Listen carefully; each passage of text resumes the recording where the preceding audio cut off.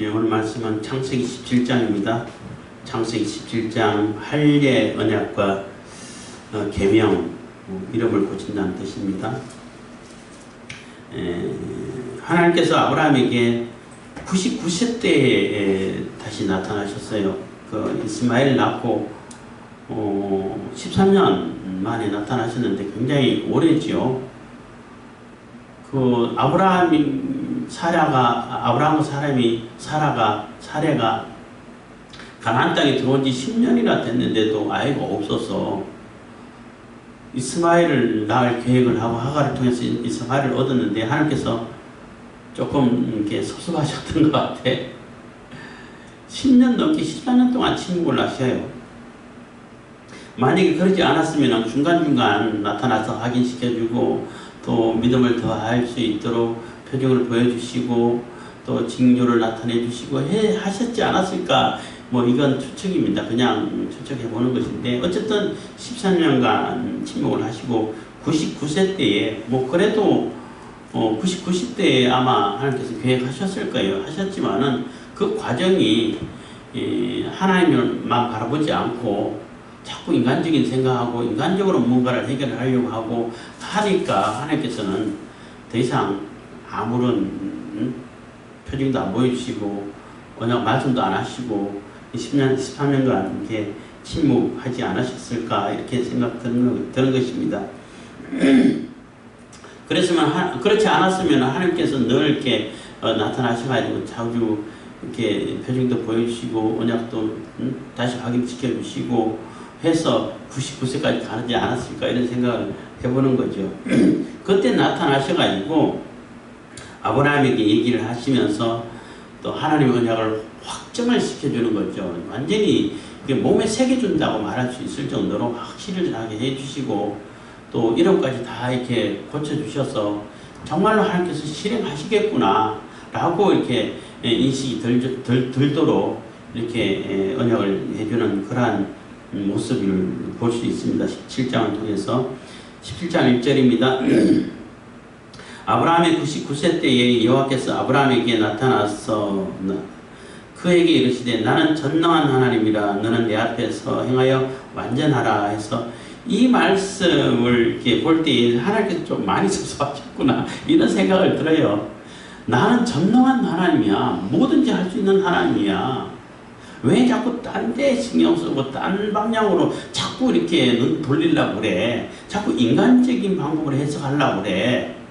나는 전능한 하나님이야. 이렇게 하나님을 강조하시면서 이렇게 말씀하시는 것이고, 그렇기 때문에 너는 내 앞에서 행하여 완전하라는 얘기는 사람이 어떻게 완벽하고 완전할 수 있습니까? 없는데 하나님께만 집중하라는 얘기예요. 그러니까 쉽게 설명드린다면은 내 앞에서 완전하라는 얘기는 내가 준 언약만 생각하라는 거예요.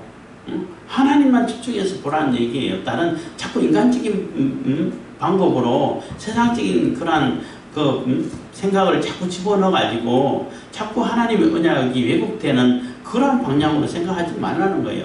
오직 하나님만 생각하고 하나님 언약만 생각하고 하나님께만 집중하라는 얘기인 것입니다. 내 앞에서 행하여 완전하라는 얘기는 행동까지도 하나님의 언약을 이루는 하나님만 바라보는 그러한 삶을 그러한 행동을 하라는 것이죠.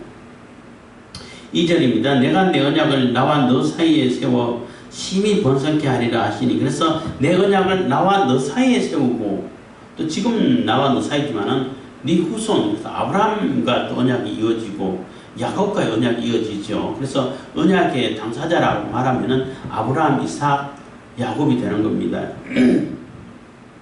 요셉은 그 언약을 실천하게 만들어주는 족장이라고 말할 수 있죠. 언약의 당사자는 아니에요. 그래서 언약의 당사자는 그래서 아브라함의 하나님, 이삭의 하나님, 야곱의 하나님 이렇게 얘기를 하는 겁니다. 그래서 아브라함이 엎드린데 하나님께 엎드리고 경배하는 자세를 가졌죠. 하나님이 또 그에게 일러 가라사대 내가 너와 내 언약을 세우니 이는 열국의 아비가 될지라. 그래서 너는 열국의 아비로 세울 거야 하고 언약을 해주시는 것입니다. 이제부로는 내 이름을 아브라함이라 하지 아니하고 아브라함이라 하리니 이는 내가 너로 열국의 아비가 되게 함이니라 해서 아브라함에서 아브라함으로 이름을 고쳐주는 거예요. 아브라함이라는 얘기는 큰 아버지, 뭐 존귀한 아버지, 아주 귀족 가문이었던 것 같아요. 아브라함이 조금 귀족 계층에 있던 부류가 아니었을까 이런 생각 드는데, 아주 존귀한 아버지고 큰 위대한 이런 아버지였는데, 이제는 그 이름을 고쳐서 많은 열국의 아버지, 뭐 열국의 아비가 되게 함이니라 해서 열국의 아비라는 이름을 바꿔주셨어요. 이름을 고쳐줬다는 얘기는, 이름을 짓는다는 자체는 그 주권과 관계된 거거든요. 요즘 말로 하면 친권이죠, 친권. 내가 너 이름을 지어준다는 얘기는 내가 너의 모든 주권을 가지고 있고 내 친권을 가지고 있어 하는 그러한 의미가 뜻이 되는 거예요. 그래서 하나님, 너는 내 거야. 내가 너를 다 통제하고 모든 친권 또 모든 주권이 내게 있어. 내가 이름을 소유하는 거야 라고 하나님의 소유인 것을 확인해 주고 있는 거죠. 근데 그 이름을 이제 고귀하고 존귀하고 큰 아버지가 아니라 열국의 많은 이게 후손을 가진, 많은 나라를 가진 그런 열국의 아버지가 될 거야 하고 이름을 고쳐서 이제는 확실하게 언약을 확인시켜주고 있는 것입니다. 6절입니다. 내가 너로 심히 번성케 하리니 나라들이 내게 쫓아 일어나며 열왕이 내게로 쫓아나리라. 그래서 많은 나라들이, 많은 열왕들이 일어난다는 것입니다. 그래서 실질적으로 아브라함의 후손은 많죠. 뭐 이삭도, 언약의 후손은 이삭 하나밖에 없었지만은 그 아브라함의 후손이라고 할 수 있는 건 이스마엘이 있죠. 또 그드라의 자식들이 6명이나 있어요. 그 후손들이 얼마나 많겠어요. 다 민족을 이루고 열왕을 이루고 했죠. 그렇게도 얘기되겠지만은 지금 여기서 말하는 것은 언약의 후손이 그만큼 많아진다는 거죠. 그래서 이삭의 언약의 왕국, 이스라엘의 왕국이 많은 왕들이 생겼고 예수 그리스도를 통해 가지고 온 세계에 믿음의 후손, 언약의 후손이라고 말할 수 있는 그러한 하나님의 백성들이 많이 생겼죠. 그 얘기를 하고 있는 것입니다. 그냥 7절, 내가 내 언약을 나와 너와 내 대대의 후손 사이에 세워서 영원한 언약을 삼고 너와 내 후손의 하나님이 되리라 해서, 내와 너 후손의 하나님이 되리라 한 얘기는 물론 이삭, 야곱, 이스라엘 다 포함되겠지만은 궁극적으로는 예수 그리스도를 얘기하는 거예요. 메시아를 얘기하는 거예요. 메시아를 통해서 이 언약이 실천되고 이루어질 것이다 라는 것을 영원한 언약으로 삼을 것이다 라고 언약해 주는 것입니다. 8절입니다. 내가 너와 내 후손에게 너의 우거하는 이 땅 곧 가나안 일경으로 주어 영원한 기업이 되게 하고 나는 그들의 하나님이 되리라. 그래서 내가 네가 있는 이 땅을 이렇게 영원한 기업으로 주겠다 하고 땅의 약속을 해주죠. 그러니까 후손의 약속, 국민 열국의, 그러니까 백성들의 약속, 또 땅의 약속을 지어주면서 다시 하나님 나라의 약속을 재확인시켜주고 있는 것입니다. 이것도 가나안 땅, 이것도 사실은 상징이라고 말할 수 있지. 실질적으로 가나안 땅을 이스라엘에게 주기도 했지만은 거기는 이스라엘이라는 하나님 나라를 상징하는 상징의 의미도 들어있는 것입니다. 9절입니다. 하나님이 또 아브라함에게 이르시되 그런즉 너는 내 언약을 지키고 내 후손도 대대로 지키라. 그래서 그러기 때문에 하나님께서 이 아브라함을 통해 가지고 언약의 후손을 이어가고 언약을 해주고 그 언약의 나라, 하나님 나라를 세워가고자 한 그러한 계획을 가지고 계시고 언약을 해주셨기 때문에 너는 대대로 이 언약을 흐트러뜨리지 말라는 거예요. 이 언약을 파괴하지 말라는 거죠. 그래서 사실 짐승을 쪼개놓고 해볼 언약도 했죠. 그래서 이 언약을 파괴하게 되면은 반드시 죽는다라는 거죠. 그래서 이스라엘이 파괴하고 아브라함도 못 지키고 이스라엘도 파괴하고 했죠. 그래서 결국에는 그들을 대신해서 예수 그리스도가 대신 죽으시는 거예요. 그만큼 그렇게 하면서 하나님이 대신 죽어주시면서까지 그 언약을 이루시겠다는 겁니다. 그래서 대대로 지키라는 겁니다. 10절, 너희 중 남자는 다 할례를 받으라. 이것이 나와 너희와 너희 후손 사이에 지킬 내 언약이니라. 그래서 그 표징으로 영원한 언약이 이어지고 이 언약을 반드시 이루실 것이다. 나를 통해서, 아브라함을 통해서, 나를 통해서 이루어지신다라는 그 표징으로 할례를 받으라는 거예요. 이 할례라는 것은 뭐 요즘 말로 하면 포경수술이라고 말할 수 있어요. 근데 왜 하필이면 포경수술일까? 사실 그 부분이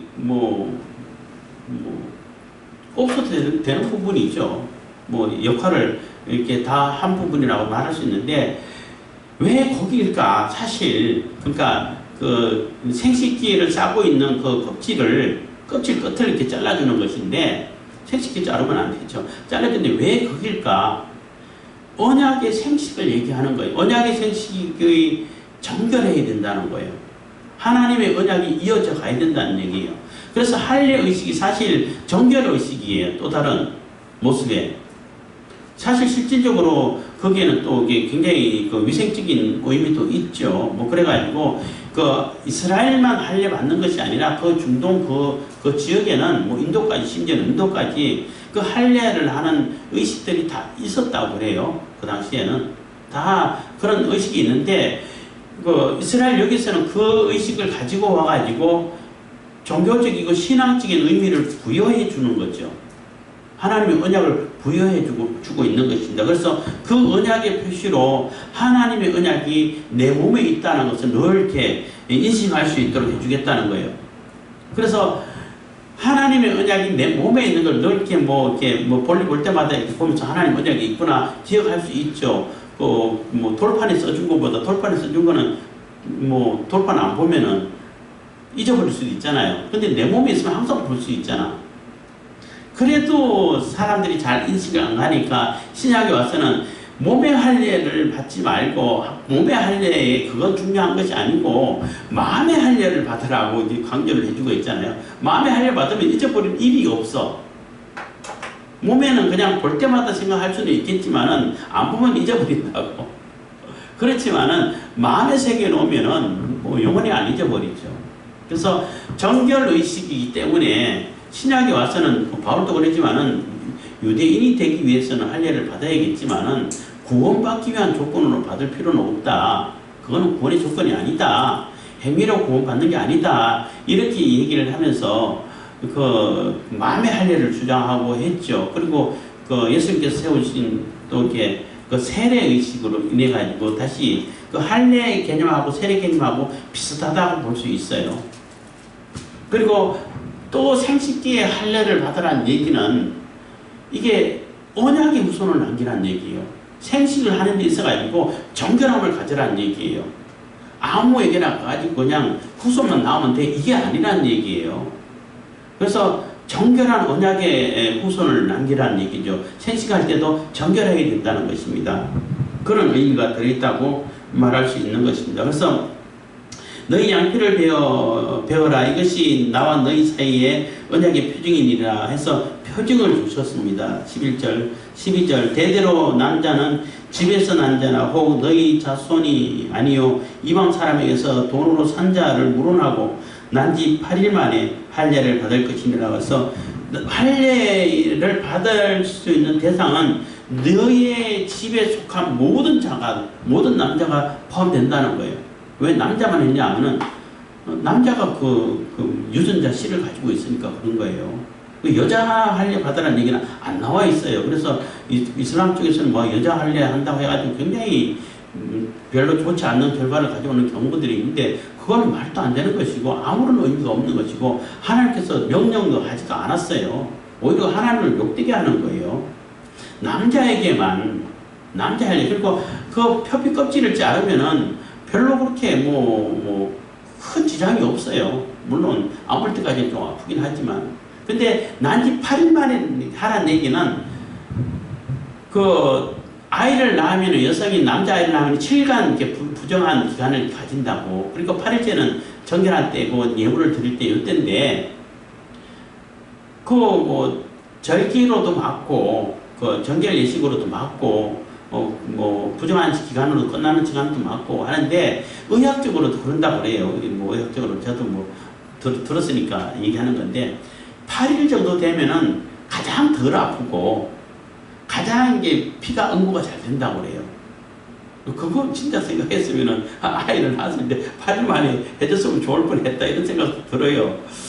그걸 생각을 못했지만은 그렇기 때문에 의학적으로도 가장 좋은 시기고 가장 그 고통을 덜 받으면서 언거도 빨리 아문다. 응고가 빨리 된다는 얘기는 빨리 아문다는 얘기예요. 가장 빨리 아물 수 있는 나이고 시간이고 한다고 그래요. 어쨌든 그렇게 해서 하나님의 언약이 내 몸에 새겨져 있고 그 언약을 볼 때마다 정결한 그 언약의 후손을 남겨야 되고 하나님 앞에 완전할 수 있도록 정결함을 가질 수 있도록 가지라는 그러한 상징이 되는 거죠. 그러한 의식이 된다는 것입니다. 13절입니다. 너희 집에서 난 자든지 너희 돈으로 산 자든지 할례를 받아야 하리니 이는 내 언약이 너희 살에 있어 영원한 언약이 되려니와 해서 그래서 얘기하다 말았는데 할례 받는 대상이 이스라엘 안에 있는 자만 이스라엘 그러니까 그 육신적으로 아브라함 후손만 받으라는 얘기 안 했어요. 이방인이든지 돈으로 산 자든지 어쨌든 아브라함의 영향권 아래 있는 자들은 다 받아라. 남자들은. 그 얘기는 육신적으로 혈통적으로 아브라함의 후손만 구원의 대상이 되는 것이 아니라 언약의 대상이 되는 것이 아니라 모든 인류가 다 하나님의 영향권 아래에 있는 하나님의 언약 아래에 있는 모든 민족이 모든 존재가 다 언약의 대상이 된다는 얘기예요. 그래서 종이든지 이방에서 사온다든지 심지어는 지나가던 객이라 할지라도 너 영역 안에 있다면은 다 받아라 이렇게 되는 거예요. 그래서 이스라엘 백성들이 잘못된 선민 사상이라고 그러죠. 유대인들만 이스라엘만 구원의 대상이야. 다른 거는 다 지옥의 불꽃 시기로 만들었어. 이게 안 맞다는 거예요. 처음부터 언약 해주실 때에 아브라함을 택해가지고 하나님의 언약을 이어갈 수 있도록 보존해가고 그 언약을 맡은 제사장으로서의 그 선민인 것이지 구원의 대상으로서 선민이 아니라는 얘기예요. 구원의 대상은 모든 인류가 되는 거예요. 아브라함을 통해서 예수 그리스도를 통해가지고 모든 인류가 대상이 되는 것이고 그 믿음의 범위 안에 있는 영향권 안에 있는 자들은 다 하나님의 언약을 받아서 구원을 받을 수 있는 그런 대상이 된다는 겁니다. 그래서 너희 집에서 난 자든지 너희 돈으로 산 자든지 할례를 받아야 한다라고 얘기를 하는 것입니다. 12절에는 아까 읽었습니다마는 대대로 남자는 집에서 난 자나 혹 너희 자손이 아니요 너희 자손 아니라도 이방 사람에게서 돈으로 산 자를 물론하고 누구든지라는 뜻입니다. 난지 8일 만에 할례를 받을 것이니라. 14절입니다. 할례를 받지 아니한 남자 곧 그 양피를 베지 아니한 자는 백성 중에 끊어지리니 그가 내 언약을 배반하였음이니라. 해서 할례를 받지 않고 하나님의 언약이 없으면은 당연히 하나님께로부터 끊어지겠죠. 그거는 자연스럽게 끊어내지 않아도 끊어져요. 하나님의 언약이 없고 하나님의 그 언약의 영향권 아래 없으면은 구원 자체가 불가능한 거예요. 그 얘기를 하고 있는 것입니다. 그래서 하나님의 언약이 그에게 없는 자는 그래서 할례를 받지 않는 자는 다 하나님께로부터 끊어진다는 얘기예요. 하나님께로부터 단절된다는 얘기예요. 끊어져서 없어서 사라져버린다는 얘기예요. 심판을 받게 된다는 얘기죠. 조금 더 이렇게 확대 해석을 한다면은. 그래서 할례 그 자체 행위 자체가 그런 그런 그 능력을 나타내는 것이 아니라 할례를 행함으로 인해 가지고 하나님의 언약이 내게 있다라는 표징을 가지라는 얘기인 것이죠. 하나님의 언약이 내게 있다라는 그 표징이 요즘 말로 하면 포경 수술 받는다고 다 구원받나요? 안 받아요. 유대인들이 그래서 착각한 거예요. 내 마음의 언약을 할례를 받으라는 얘기예요. 마음의 할례를 받는 게 뭐예요? 성령이 거하시는 거, 예수 그리스도를 받아들이는 거, 예수 그리스도를 영접하고 믿는 것이 마음의 할례를 받는 거예요. 그러면 하나님 언약이 다 있는 거죠. 그래서 할례를 받지 아니하고 예수 그리스도를 영접하지 않는 자는 다 결국은 하나님께로부터 끊어지고 심판을 받게 된다는 그러한 의미가 되는 겁니다.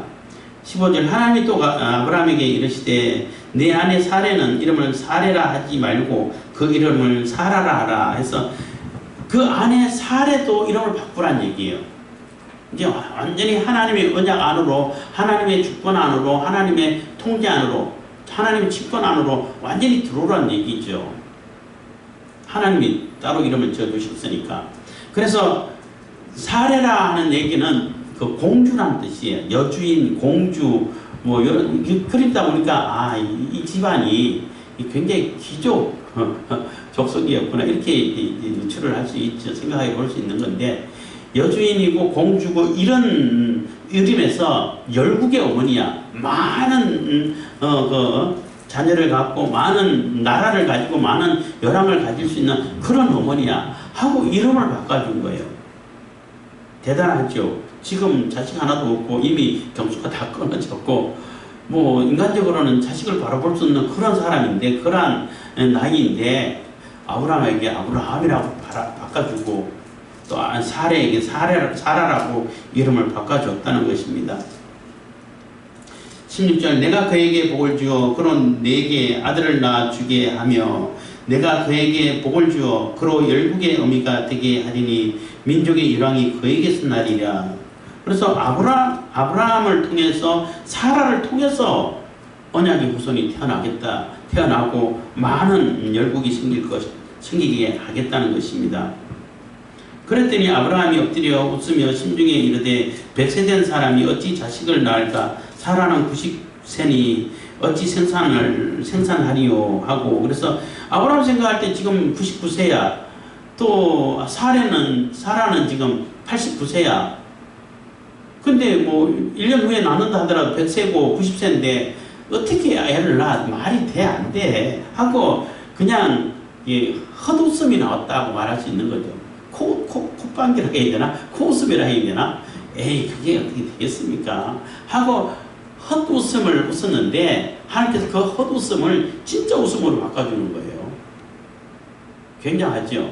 그래서 우리가 별로 의미가 없고 헛것인 것처럼 보여도 하나님을 믿고 전능하신 하나님은 그것을 가치 없는 것을 굉장한 가치, 진짜 가치로 바꿔주신다는 거죠.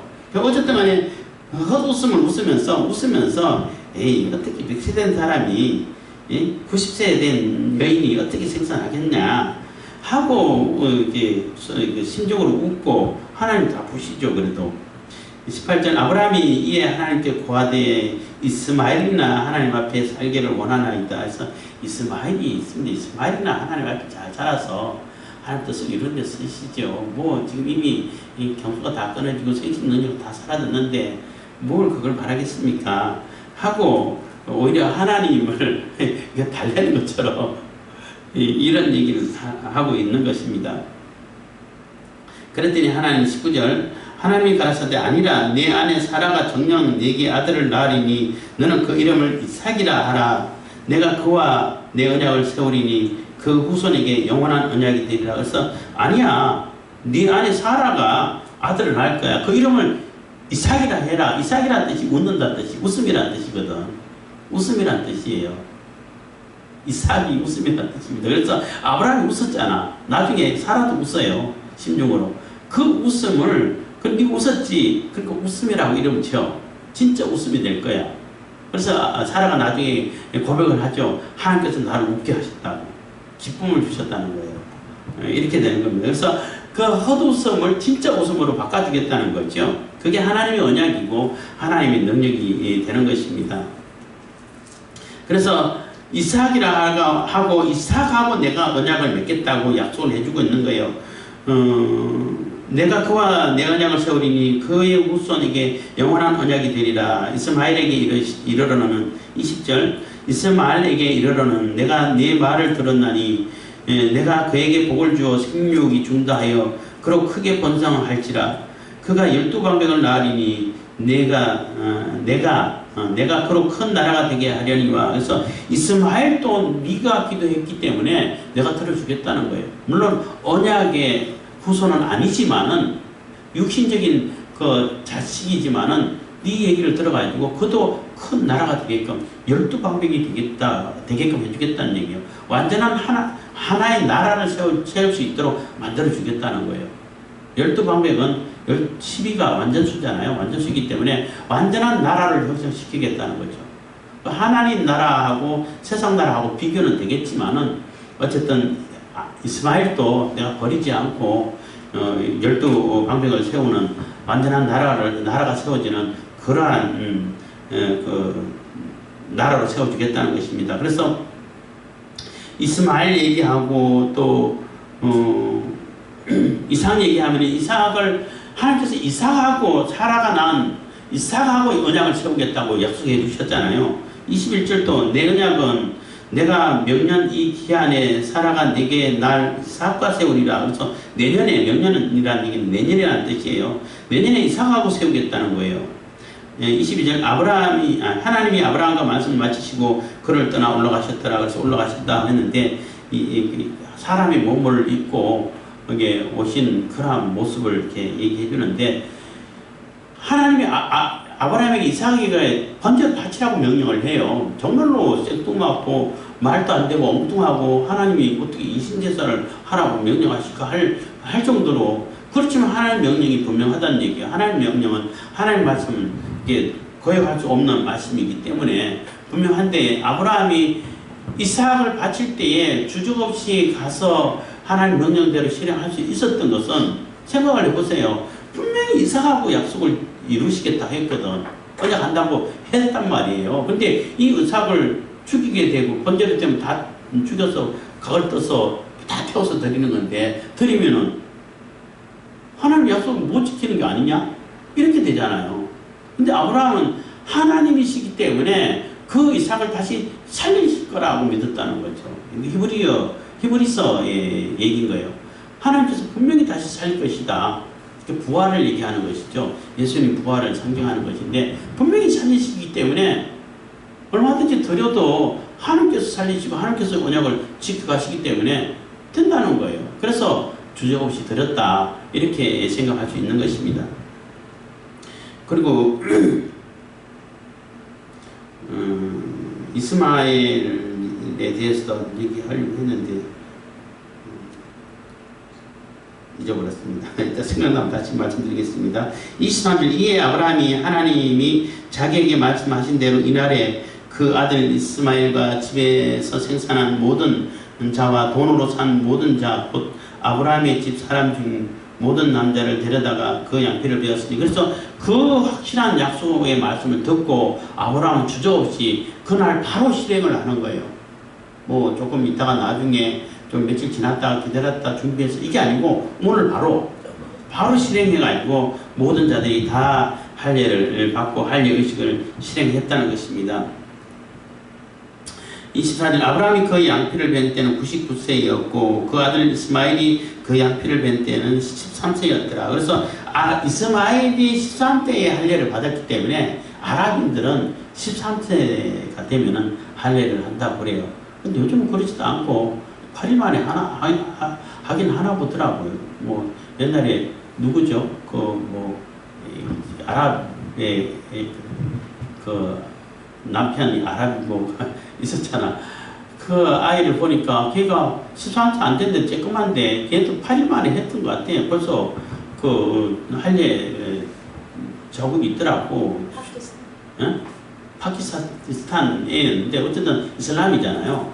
근데 그 아이가 그때 이제 교회 나와서 소풍 데려가고 하고 하는데 소풍 가서 쉬마를 해가지고 그럼 원래 요새 쉬하고 하는데 쉬하는 거 보니까 벌써 할례를 받았더라고. 그래서 이슬람은 8일 만에 하나 보다 이런 생각을 했는데 원래는 13세에 했다고 그래요. 저도 이것도 들은 얘기입니다만은 그래서 아랍인들은 13세에 하는데 13세에 하는지 8일 만에 하는지 그건 잘 모르겠습니다만은 그 아이를 볼 때는 얘네들도 8일 만에 하나 보다 이렇게 생각하고 하는데 어쨌든 이스마엘이 그 13세에 할례를 받았다 해서 13세에 했다고 그런 얘기를 들었습니다. 그리고 또 그 꾸란이라 요즘은 꾸란이라고 이제 발음하는데 우리가 배울 때 코란이라 그랬죠. 거기에서도 그 아브라함이 제사를 드리려고 번제를 드리려고 했던 자가 이삭이 아니고 이스마엘이라고 얘기한다고 그래요.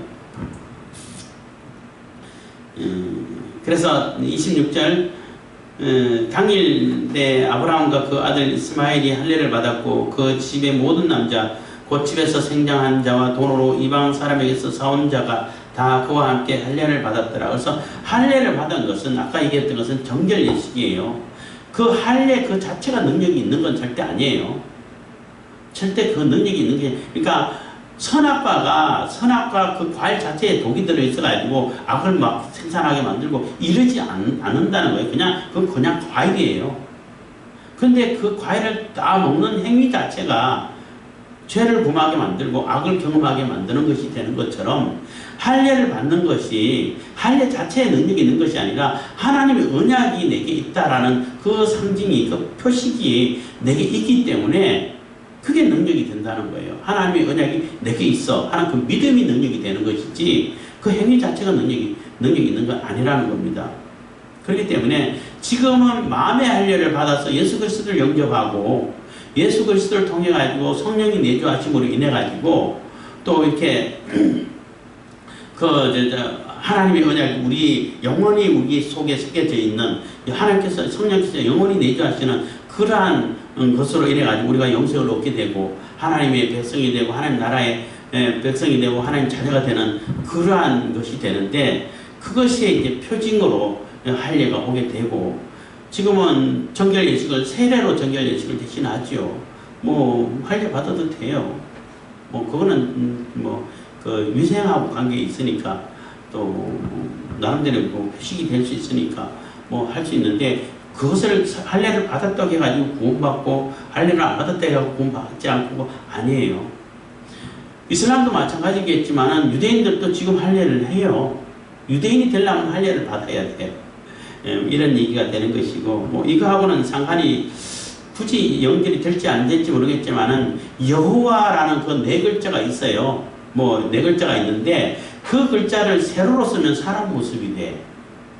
그래서 이제 뭐 천문학 강의하는 자가 역시 사람이다. 사람이 하나님이다. 이런 얘기를 쓰는데 사람이 하나님이 아니라 그 얘기는 요한복음 1장 16절인가 18절인가 말씀이 육신이 되어 하는 말씀이 있잖아요.